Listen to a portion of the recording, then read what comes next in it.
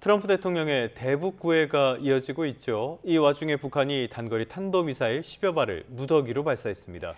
한미 연합훈련을 대폭 축소했는데도 무력 도발을 감행한 건데요. 이경국 기자가 그 이유를 짚어봤습니다. 북한이 동해상으로 단거리 탄도미사일 10여 발을 무더기로 발사했습니다. 왕이 중국 외교부장이 이틀 동안의 한국 방문을 마무리하자마자 무력 도발에 나선 겁니다. 북한이 탄도미사일을 발사한 건 8일 만이고 올해 들어 12번째입니다. 1차적으로는 한미연합훈련이 아직 진행 중인 데 대한 반발로 해석됩니다. 트럼프 대통령의 지시로 한미훈련은 이미 일주일이나 축소되고 북한이 민감해하는 공격훈련 위주의 야외 기동훈련도 사실상 취소된 상황. 하지만 김여정 북한 노동당 총무부장은 담화문을 통해 전혀 흥미를 느끼지 않는다며 이를 평가절하했습니다. 북한은 방어훈련이든 반격작전이든 연합훈련이 진행되고 있는 자체를 지금 문제시하는 거예요.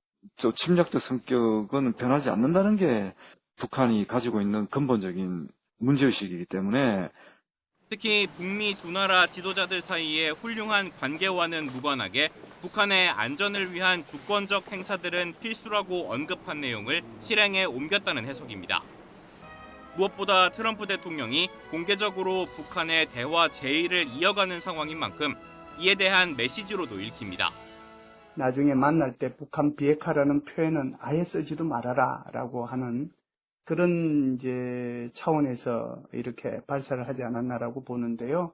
이것은 시진핑 주석이 북한을 방문할 때도 똑같이 했습니다. 일각에선 북한이 사실상 대화 거부를 담은 담화문에 이어 무더기 미사일 발사까지 감행하면서 북미 대화 동력이 다소 떨어진 거 아니냐는 전망도 나오고 있습니다. YTN 이경국입니다.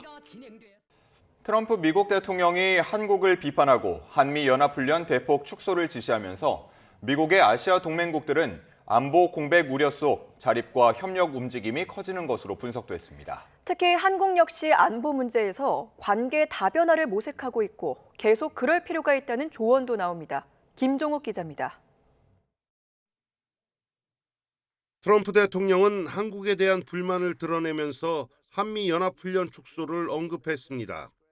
Now, I didn't like the fact that we're doing these massive military exercises really against North Korea. And I was not happy when South Korea said, no, they're not interested in helping us with the Hormuz Strait. 트럼프 행정부가 한국을 무시하는 태도를 보이면서 아시아 동맹국들이 미국의 방어에 얼마나 기댈 수 있을지 다시 생각하고 의존을 줄이기 위한 협력을 살펴보고 있다. 미국 정치 전문 매체 폴리티코가 인용한 아시아 국가 한 외교관은 장기적으로 미국의 우산에 대한 의존을 줄이기 위해 여력 있는 나라들이 자립에 더 많은 투자를 할 것으로 내다봤습니다. 이 매체는 인도태평양 국가 간 방위 협력도 확대되고 있다고 짚었습니다. 일본과 필리핀이 합동 군사훈련을 위한 안정적 공급망 확보 협정을 맺고 인도와 베트남이 무기 공동 생산 계획을 내놓은 사례를 들었습니다. 미국 조지 W. 부시 행정부에서 국방부 부차관보를 지낸 이언 브레진스키는 트럼프 대통령의 조치가 인도태평양 지역 전체에 파장을 일으켰다며 모두가 한국처럼 미국과의 관계가 불안정한지 궁금해하고 있다고 평가했습니다. 我が国が戦後最も厳しく複雑な安全保障環境に直面する中で、日米韓3カ国の連携は地域の平和と安定にとって不可欠です。 폴리티코는 한국도 다변화에 나섰다면서 장기적으로는 한국과 일본이 자체 핵무장을 추진할 수 있다고도 전했습니다.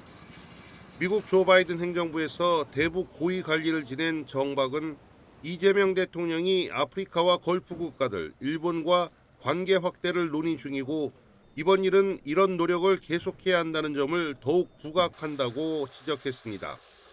미국 뉴욕타임스도 전현직 미군 관계자를 인용해 동맹들이 트럼프 행정부의 관계 유지와 중국 견제의 의지에 의문을 제기하는 때에 한미연합훈련이 축소돼 아시아 지역 대비태세가 약해질 가능성이 크다는 우려를 제기했습니다. 중국으로선 한국과 미국 사이를 벌려놓을 기회를 얻게 됐다는 분석도 나옵니다. YTN 김종욱입니다. 네, 끝으로 날씨 소식 살펴보겠습니다. 오늘 중부에는 비가, 또 남부에는 소나기가 내리면서 습도 높은 무더위가 계속되겠습니다. 네, 야외에 나가 있는 기상캐스터 연결해서 자세한 날씨 알아봅니다. 원희다 캐스터. 네, 서울 상암동에 나와 있습니다. 네, 조금 전에 비 소식이 있다고 말씀을 드렸는데 아직 서울에 비가 내리는 건 아니네요. 네, 그렇습니다. 현재 중부 서해안에 비가 내리고 있고 서울 등 수도권과 충청 곳곳으로 비가 확대하고 있습니다. 오늘 중부지방에는 비가, 남부지방에는 소나기 예보가 나와 있어 나오실 때 우산 잘 챙기셔야겠는데요. 또 강수와 함께 습도가 높아져 후텁지근한 날씨도 계속되겠습니다. 현재 서울의 체감온도는 27.2도 보이고 있는데 한낮에 32도까지 크게 오를 전망입니다. 자세한 레이더 화면을 보겠습니다. 현재 서해상에서 발달한 비구름대가 중부 내륙으로 들어오고 있습니다. 충청과 전북 북부는 오전까지, 수도권과 강원도는 내일 오전까지 비가 이어지겠고요. 충청 이남 지방에는 대기 불안정으로 인한 소나기가 지나겠습니다.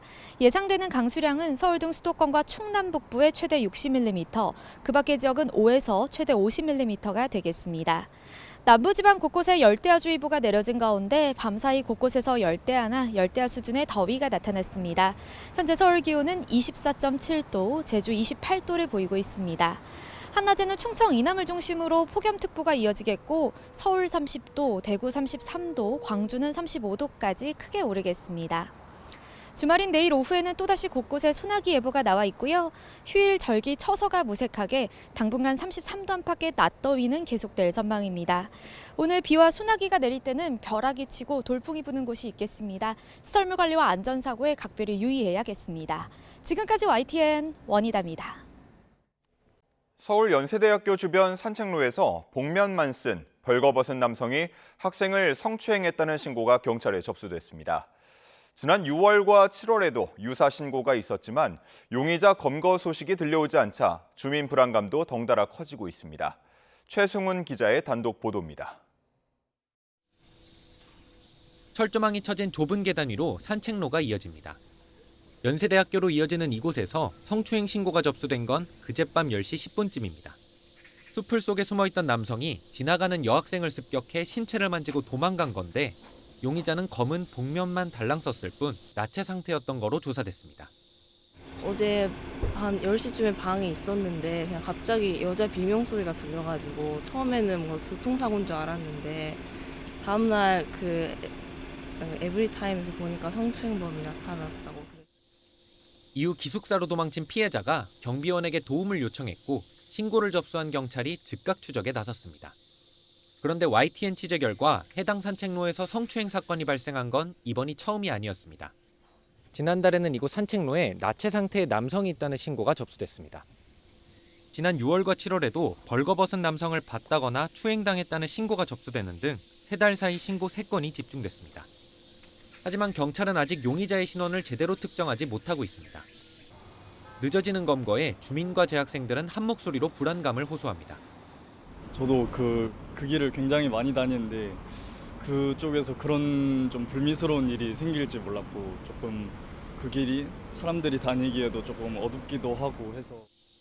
경찰 관계자는 CCTV 추적과 DNA 분석 등을 통해 피의자 검거에 속도를 내겠다고 밝혔습니다. YTN 최승훈입니다. 폭격으로 제방이 무너진 상황을 가정해 민관군이 합동으로 실제 같은 긴급 복구 훈련을 했습니다. 오선열 기자입니다. 충남 서북부 5,000헥타르 농경지에 용수를 공급하는 청천 저수지입니다.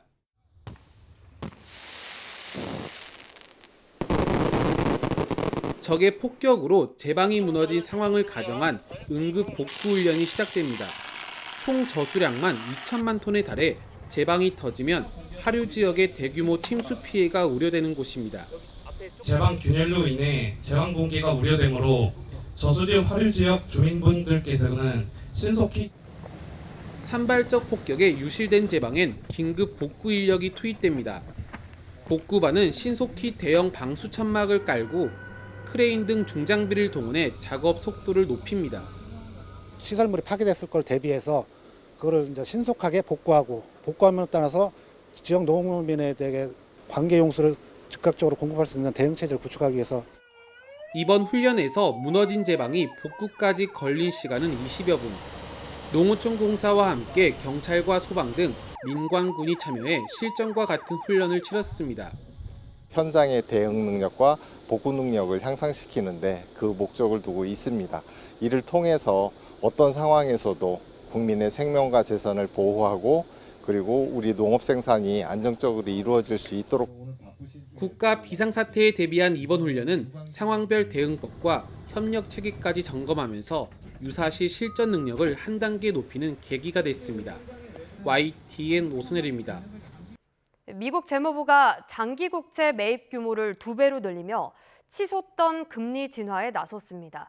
단기적인 시장 안정 효과는 나타났지만 물가를 잡으려는 연방준비제도의 통화 정책과는 정면으로 충돌한다는 우려가 커지고 있습니다.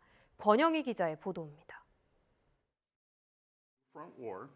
스콧 베선트 미 재무장관의 전격적인 국채 바이백 확대 조치 이후 발작 조짐을 보이던 장기 국채 금리와 달러화는 일단 진정세를 찾았습니다. 하지만 시장에선 이 같은 단기 조치보다 연준의 고금리 정책에 불만을 터뜨려온 백악관의 시각에 더 주목하고 있습니다. We have interest rates that are artificial. They're actually artificially high. They raise them for no reason. And you can't go out to the market when you have a Fed that's raising interest. 재무부가 국채를 사들이며 돈을 푸는 행보는 연준의 긴축 기조를 무력화하는 미니 양적 완화와 다름없습니다. 결국 중앙은행이 정부 입김에 흔들리는 재정 우위 우려를 낳고 있습니다. 예상되는 매입 규모도 전체 장기 국채 발행 잔액의 2.4% 수준에 불과해 추세적인 금리 하락을 이끌기엔 역부족입니다. 무엇보다 천문학적인 연방정부 부채와 막대한 민간자금 수요 등 고금리를 부추기는 구조적 요인들은 전혀 해결되지 않았습니다. That's a lot of debt in the market and a lot of capital that is taking up. That increases interest rates. So you're seeing treasury rates much higher than they were recently, right? 이처럼 근본적인 부채 문제가 여전한 상황에서 재무부의 섣부른 시장 개입은 자칫 억눌렸던 물가를 다시 자극할 위험이 큽니다. 만약 인플레이션이 반등한다면 연준은 시장 기대와 달리 더 강한 고금리 정책을 유지해야만 합니다. 단기적인 금리 인하에 급급하다가 물가 통제와 통화 정책의 독립성마저 훼손될 수 있다는 경고가 나오는 이유입니다.